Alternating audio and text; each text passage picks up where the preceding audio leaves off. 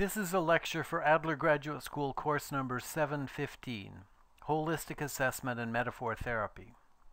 The topic of this lecture is the process of integrating various lifestyle beliefs into a lifestyle summary, emphasizing a technique developed by Rudolf Dreikurs that he called the 2 points of a line. His paper on this technique is assigned reading for this unit, and it is the primary method we will use in step 3 of the holistic assessment process.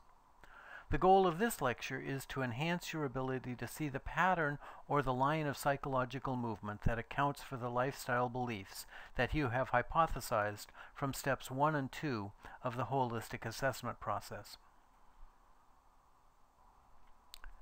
First, let's review the first 2 steps of the holistic assessment process. The first step is to identify all of the style words the client is using. Style words are those words the client is using that seem to be expressive. These are usually verbs, adverbs, or metaphors.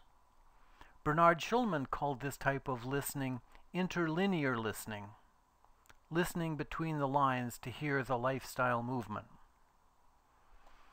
For each of the style words or phrases that are identified, the next step is to develop some hypothesized lifestyle beliefs. Metaphorical sense involves understanding the style words as a reflection of a more generalized attitude or line of movement. In a sense, you step back from the word or phrase to see how it is moving. Another way of making sense is to go inside it as best you can, to see with the client's eyes and hear with their ears. This empathic understanding is followed by an empathic inquiry, a gentle questioning of what beliefs about self, others, and the world would be necessary to produce this word or phrase. This process is illustrated on another video in this unit.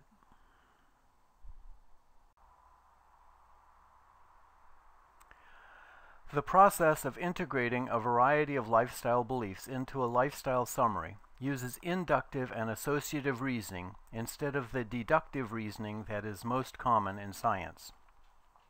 In inductive reasoning, the process is constructing general propositions from specific examples, whereas the deductive reasoning process moves from a general proposition that is true to specific instances that are supported as truth. For example, all men are mortal, Harold is a man, therefore Harold is mortal, is an example of deductive reasoning. We use inductive reasoning to arrive at a diagnosis, moving from the specific symptoms to a diagnostic category, and then deductive reasoning to predict other symptoms or traits that are likely to also be present because the person satisfied the diagnostic criteria for the diagnosis. Integrating lifestyle beliefs emphasizes one specific type of inductive reasoning known as associative reasoning.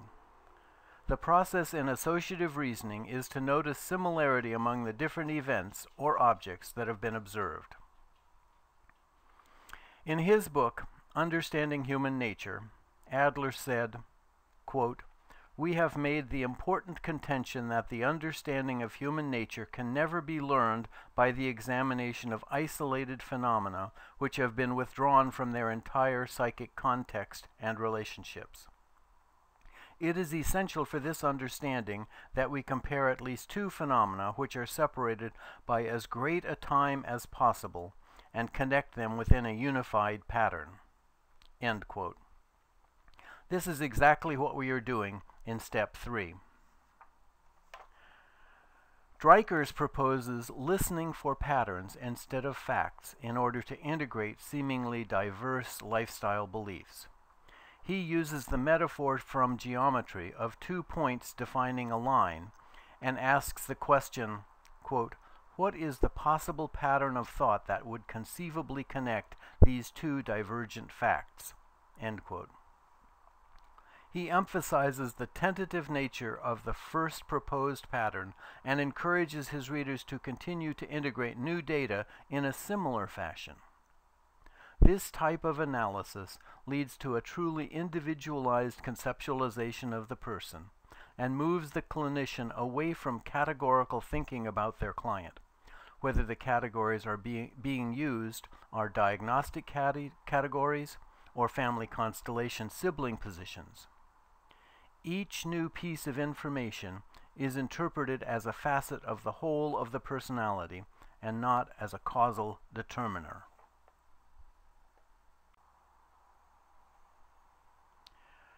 The traditional individual psychology rubric for lifestyle is I am, others are, the world is, and I am only significant when.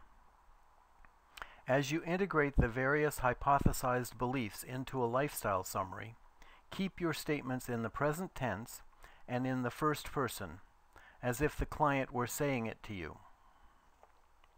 It is important to remember that in individual psychology clinical practice, the clinician's lifestyle formulation is presented to the client as a working hypothesis and not as if it were the truth. In fact, one of the major interactional dynamics in individual psychology counseling and therapy is the co-construction of the lifestyle. In his paper, Dreikers refers to a previous paper of his on hidden reason and the recognition reflex that is a part of this process. There are 3 pattern exercises spread out over the next 3 weeks of this course. For each exercise, you will be given 2 disparate pieces of data, and your task is to speculate what pattern integrates the data into a meaningful general proposition. Be sure to look at the contributions that your fellow students make on these forums. There are also forums for you to integrate the various lifestyle beliefs you have derived from the transcript into a lifestyle summary.